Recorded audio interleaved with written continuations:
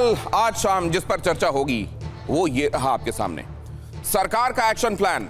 सरकार अब paper leak mafia पर शिकंजा कसने के लिए और तगड़ा शिकंजा कसने के लिए एक्शन प्लान लेकर आ रही है। क्या इसके जरिए समाधान हो जाएगा? यह एक समस्या ऐसी जो लगातार रही है, अलग अलग सरकारों के दौर में रही है। क्या अब कुछ ऐसा डिवाइस कर लिया गया है जो एक तरीके से रामबाण होगा और इस मामले में सिस्टम को फूल प्रूफ बना देगा, या गुंजाइश उसके बाद भी रहेगी और ये चिंताएं भी अपनी जगह कायम हैं? आज इसी पर होगी चर्चा, लेकिन पहले दिखाता हूं आज के कुछ महत्वपूर्ण इनपुट। सरकार और सीजेपी के बीच में हुई अहम बैठक। सीजेपी ने सरकार के सामने रखी 3 मांगे। 2 मांगों पर सरकार का रुख सकारात्मक दिखा। धर्मेंद्र प्रधान के इस्तीफे पर कल फैसला संभव। सीजेपी की 3 मांगों और 5 सुधारों पर चर्चा हुई।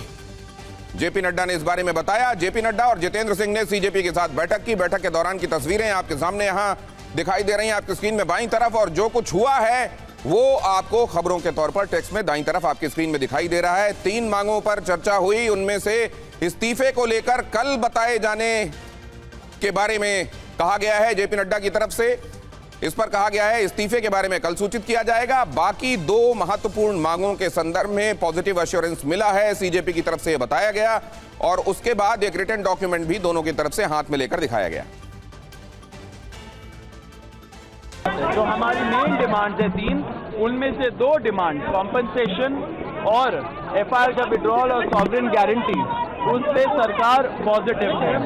साथ साथ एक और चीज हुआ है, हम लोगों ने बोला कि दिल्ली पुलिस के द्वारा बहुत सारे यंग लड़के लड़कियां जो युवा है इस देश के, उनको कल रात से पूरे दिन और आज भी डिटेन किया जा रहा है कोई भी रीजन के बगैर।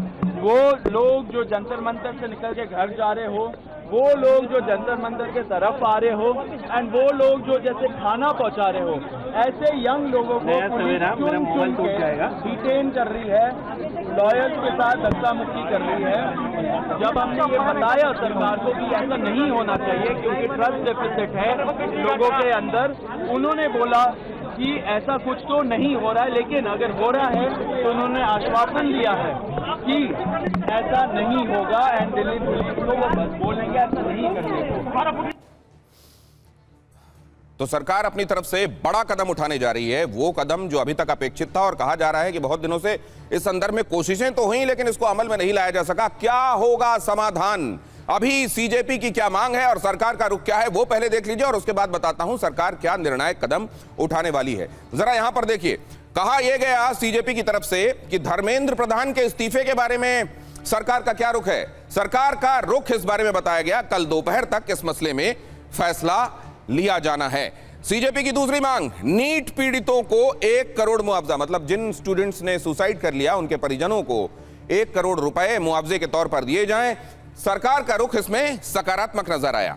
अगली मांग, प्रदर्शनकारियों पर दर्ज केसेस रद्द होने चाहिए। सीजेपी के जो प्रदर्शनकारी हैं जिनके ऊपर एफआईआर हुई है, केसेस लिखे गए हैं, मुकदमा हुआ है, उनके ऊपर से केसेस हटाए जाएं। सरकार का रुख इस बारे में भी सकारात्मक है। इस्तीफे को लेकर कल फैसले के बारे में बात कही गई है। बाकी दोनों महत्वपूर्ण बिंदु, एक तो यह कि 1 करोड़ रुपए मुआवजे के तौर पर दिए जाएं, इस पर रुख सकारात्मक है सरकार का, और इस विषय में भी कि प्रदर्शनकारियों पर जो केसेस लिखे गए हैं वो हटाए जाएं, इस पर भी सरकार का रुख सकारात्मक है। रामकृपाल जी हमारे साथ जुड़े हुए हैं, वरिष्ठ पत्रकार, और उसके साथ अब भारतीय जनता पार्टी की तरफ से हमारे साथ नलिन कोहली भी जुड़ गए हैं। बाकी मेहमान जैसे जैसे मुझे ज्वाइन करते जाएंगे इंट्रोड्यूस करता जाऊंगा। आप दोनों का बहुत स्वागत करता हूं। और सबसे पहले, और डॉली शर्मा भी हमारे साथ जुड़ रही हैं कांग्रेस की तरफ से अपना पक्ष रखने के लिए, उनका भी बहुत स्वागत करता हूं। लेकिन सबसे पहले एक पॉलिटिकल व्यू लेने की कोशिश करता हूं और रामकृपाल जी से समझता हूं। रामकृपाल जी, कुल मिलाकर सरकार की तरफ से इस महत्वपूर्ण मुद्दे को जिस तरीके से डील किया जा रहा है, उस पर आपका नजरिया क्या है?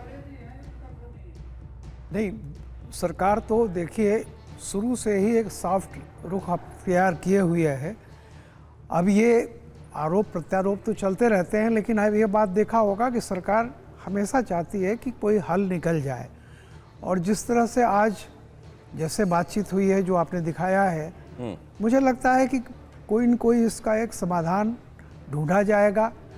ये जरूर है कि इसमें जो पॉलिटिकल ताकतें हैं, नहीं, महत्वपूर्ण बात जो मैं देख रहा हूं, इस्तीफा वाला जो एक मसला है, जो असल में एक सबसे बड़ा, एक समझ लीजिए कि ये दोनों तरफ मुद्दे को लेकर अभी तक जो रुख बड़े सख्त दिखाई दिए हैं, उस पर सरकार ने ये नहीं कहा है कि नहीं, इस पर तो हम विचार नहीं करेंगे।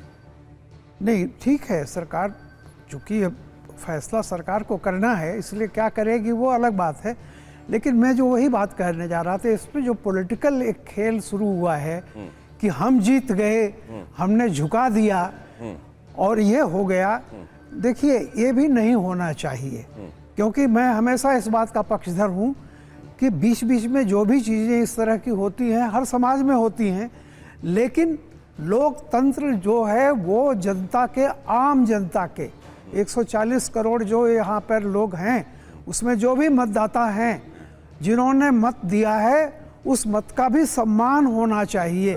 ये नहीं होना चाहिए कि कभी भी आप जो है चाकू पर अहिंसा लिख लें और उसके बाद वो कोई भी दबाव डाल करके कोई भी अनुचित मांग मनवा लें। ये नहीं होना चाहिए। और कोई भी सरकार या कोई प्रशासन, नहीं, मुझे एक बात और समझ में, आपके पास ये सवाल छोड़कर जा रहा हूं, जब लौटूंगा तो इसका जवाब लूंगा कि जब ये कहा जाता है कि अगर सड़कें सूनी हो जाएं तो संसद आवारा हो जाती है, और दूसरी तरफ संविधान की भी बात की जाती है, वो संविधान जिसने प्रक्रिया तय की है कि किस तरीके से हमारे देश में सरकारें चुनी जाएंगी और कैसे वो जनता के हित के काम करेंगी, उनके पास कितना टर्म रहेगा काम करने के लिए, और उस बीच में जनता के कामों के संदर्भ में जिसको चुना गया है, क्या उसको रोका जाए इस तरीके से? क्या ये संविधान सम्मत होगा? ये अक्सर जेपी का उदाहरण देकर अक्सर ये बात कही जाती है।